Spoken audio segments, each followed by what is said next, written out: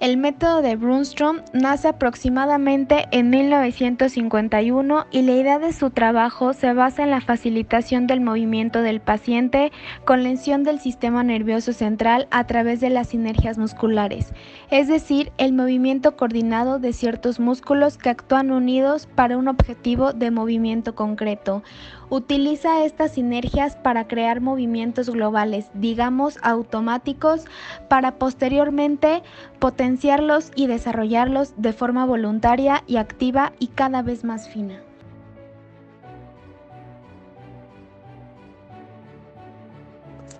Fase 1. Hipotonía. Existe una evidente y manifiesta pérdida del tono muscular. Se produce de forma inmediata el episodio agudo de ictus. Se denota una gran flacidez y existe la imposibilidad del movimiento voluntario en las extremidades afectas. Pruebas en las extremidades superiores, fase 1. Hay una ausencia total del movimiento. El paciente está postrado en la cama y la musculatura se mantiene en estado de flacidez. En la mano, igualmente, no se inicia o provoca movimiento alguno. Pruebas en las extremidades inferiores, fase 1. Igualmente ausencia total del movimiento, no se inicia o provoca movimiento alguno. Flacidez.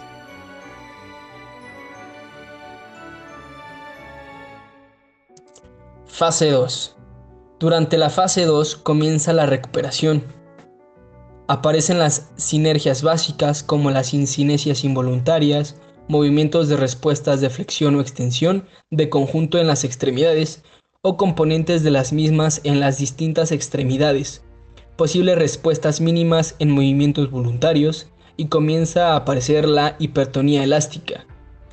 Pruebas en las extremidades superiores, fase 2.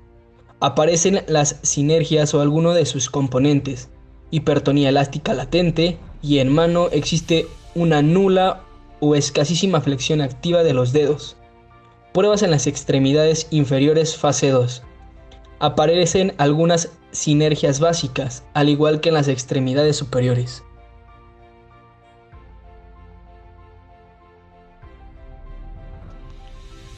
Fase 3 de EBC de Brunstrom. Consigue el control voluntario y parcial de algunas sinergias. Se produce un incremento de la hipertonía elástica.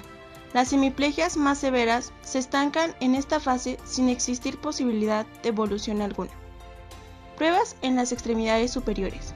Fase 3. El paciente va a ser capaz de iniciar voluntariamente esas sinergias o alguno de los componentes presentes. Como ya hemos esbozado, es muy frecuente el estancamiento, y más en las extremidades superiores. En esta fase aparecen los primeros movimientos articulados. En la mano aparecen algunos movimientos que poseen cierta utilidad. 1. Presión en conjunto, a la orden de cierre el puño. 2.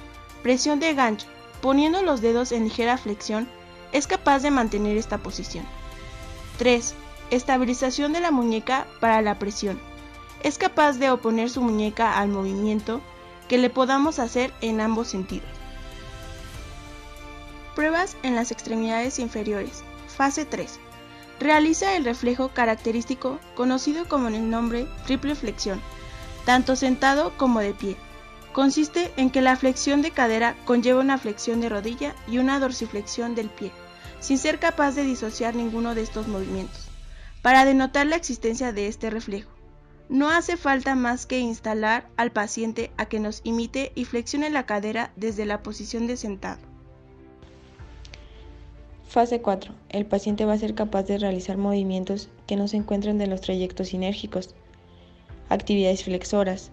Instamos al paciente que realice determinados movimientos como llevarse la mano hacia la barbilla, llevarse la mano a la oreja, al codo opuesto, al hombro opuesto, a la nuca, a realizar determinados movimientos de tipo deslizatorios, muy importantes.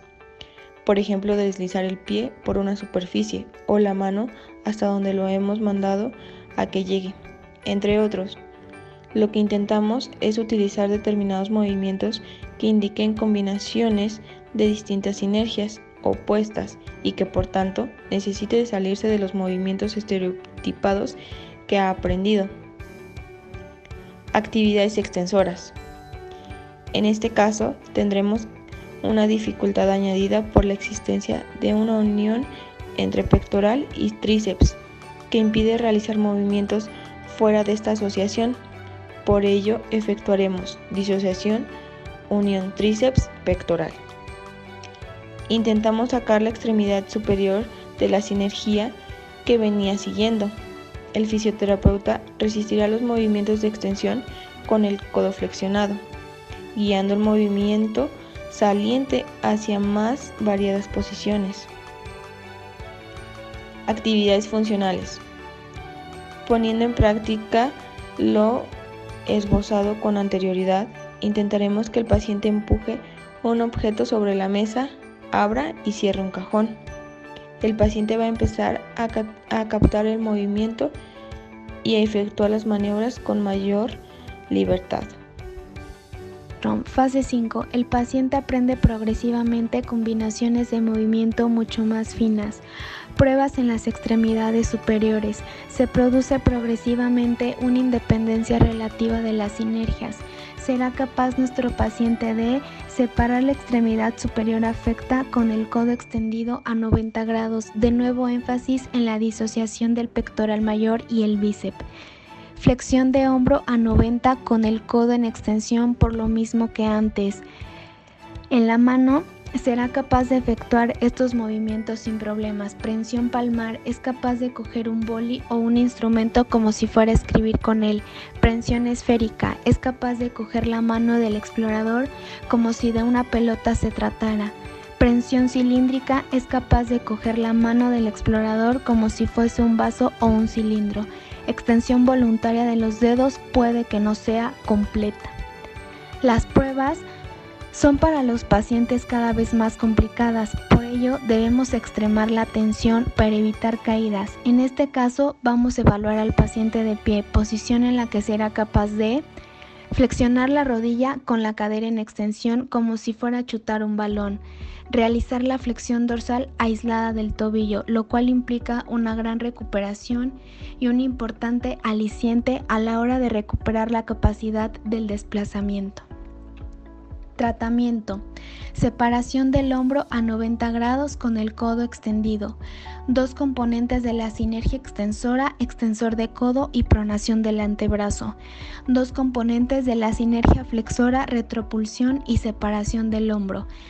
A pesar del esfuerzo del paciente, puede ocurrir que no se coordine de forma adecuada la actividad muscular. Hay que tener en cuenta que la realización completa y perfecta de este movimiento implica una influencia mínima de las sinergias.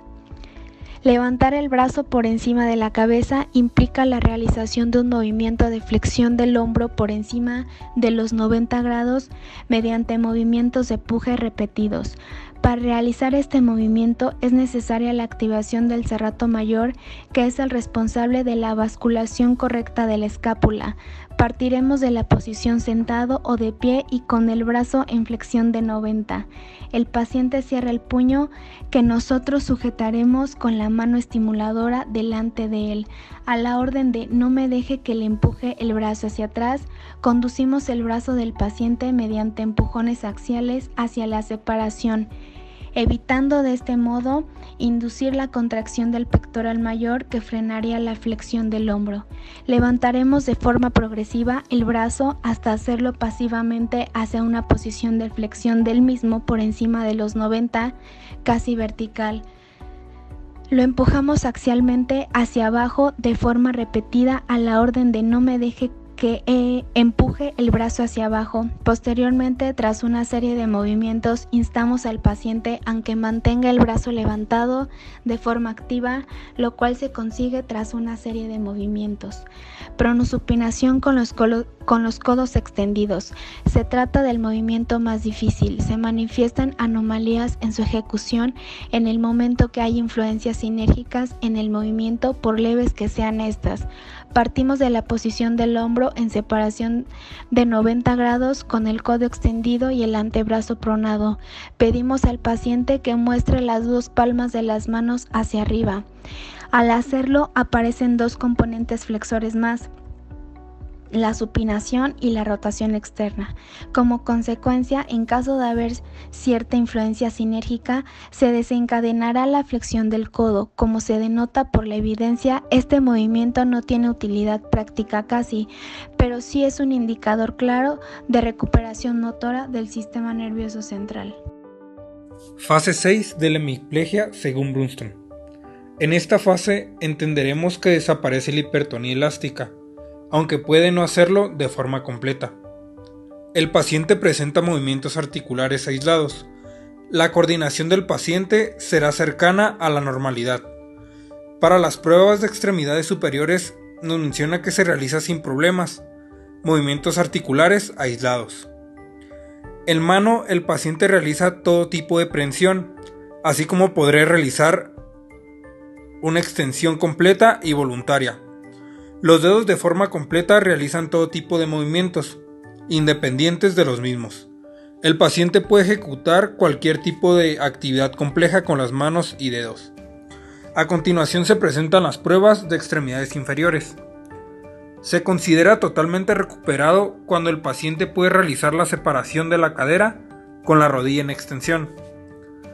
Para el tratamiento, como ya hemos visto, en esta fase desaparece de forma total la hipertonía. El paciente realiza actividades normales y movimientos complejos. No obstante, la mano tendrá una funcionalidad incompleta. Por eso es conveniente tener en cuenta el tratamiento de la mano pléjica.